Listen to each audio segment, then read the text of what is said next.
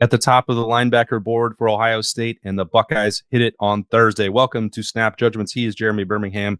I am Austin Ward, and Christian Alliegro, the former Wisconsin linebacker, is now heading to Ohio State. Birm, it seems like a very good pickup, and certainly the one that Ohio State wanted, because James Laurinaitis had Aliegro at the top, and then no one else, really. Yeah, I mean, it was a week ago when conversation about Pitt transfer Rasheem Biles really started to hit the internet. And at the time, I was told pretty explicitly that Ohio State was really interested in just one linebacker that had announced intentions to enter the portal, and that was Aliegro from Wisconsin, a guy originally from Connecticut who's a big kid, 6'4", 245, 250 pounds.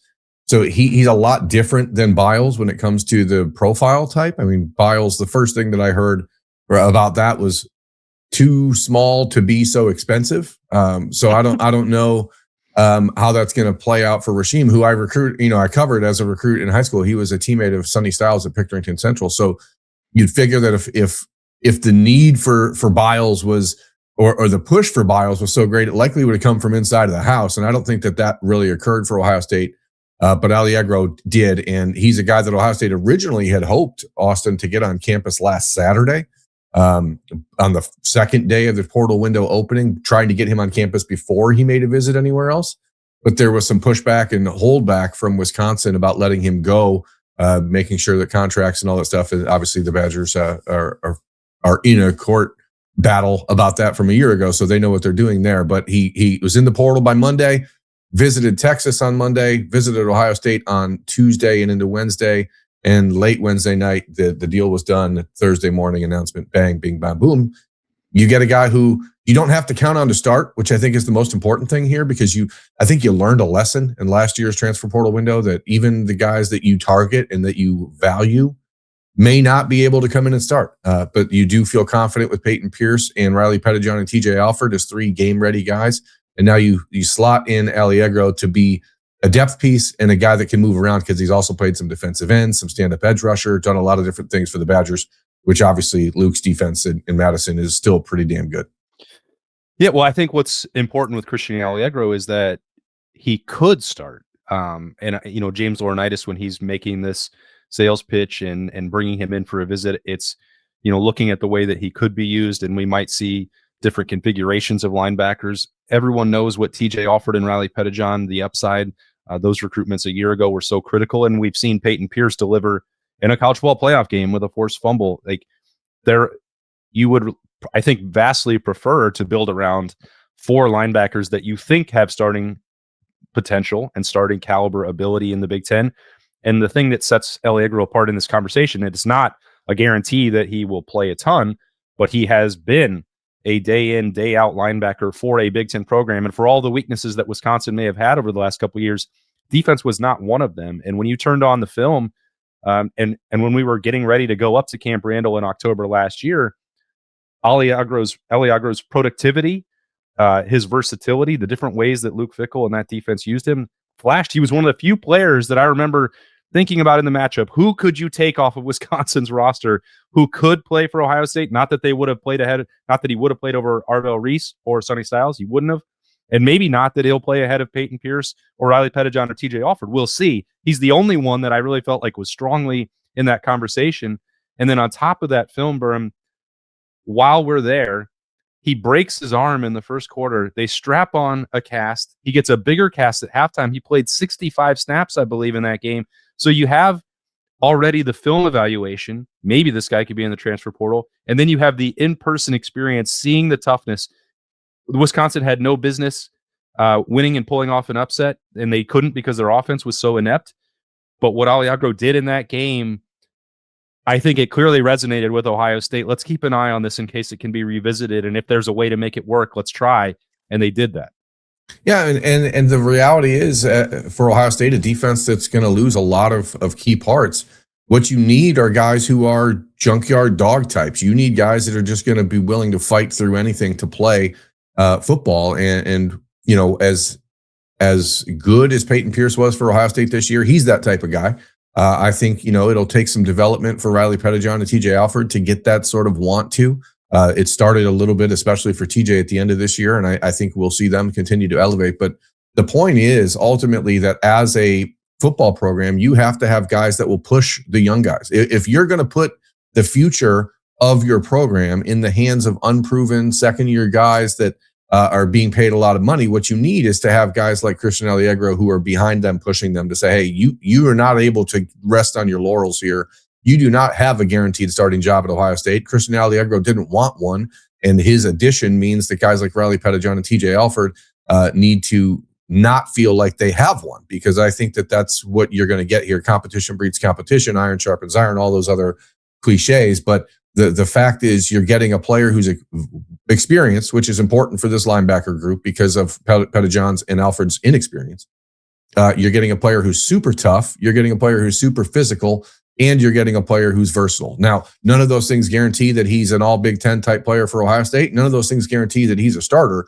But when you're building a recipe, you want the flavors that make sense. And this is a flavor that makes sense because he can do a lot of things. He's very, very versatile. And again, the size, the physicality, and the opportunity to come in and teach TJ Alford and Riley Pettijohn what it means to be a down in, down out Big Ten linebacker, like that's extremely valuable. You just have flavor on the brain, don't you, Birm? I do, because I'm going to be honest with you. I'm a little hungry today, but because we're contenting all morning, I didn't get a chance to dive into the Awaken 180 food replacements that I have. I mean, real replacements. They've been killing it for me. I'm down 25 pounds in 4 weeks on Awaken 180 since I started in early December. I feel great. I think I look great. My wife seems to think I look great. She tells me all the time, I don't even recognize you. And I'm like, well, maybe that's because you weren't looking at me truly before. Oh. But no, that's a totally different conversation. But honestly, that sounds like Freaky Friday to me. Yeah, it's been great. I feel good. My joints feel good. Everything has been easier than I thought. There's excellent coaching. There's excellent plans. There's excellent conversation with the people at Awaken 180 to make sure that the plan is working. So if you're like me and you needed to lose a couple LBs, get started, because you can still probably lose 20 pounds by the end of January if you just hop over to awaken180weightloss.com. And losing LBs is part of the problem. That's why Ohio State needed to bring in a guy like Christian Alliegro, right? I mean, we certainly got what we expected out of Sonny Styles and Arvell Reese this past year for the Buckeyes. They'll be the top two linebackers probably selected in the NFL draft. But now for James Laurinaitis, if he wants to continue to elevate that room and to assume the mantle that has been left by Brian Hartline's departure, this is the way to do it. You can't go out and miss on your top targets. And ultimately, James has proven over and over that if he wants a guy, he's going to get him. And so the Buckeyes had to go head-to-head with Texas here for Aliegro, who Texas is also losing their top two linebackers. And they lost Bo Barnes, who was their five-star freshman linebacker, a la Riley Pettijohn, out of the transfer portal. So there's a almost clearer path to playing time for Aliegro at Texas, but seem to prefer the culture and the vibe at Ohio State, and of course Laurinaitis. Yeah, and I think that you were talking about coaching LBs as well. I mean, James Laurinaitis has, I don't think anybody really doubted that he could do that.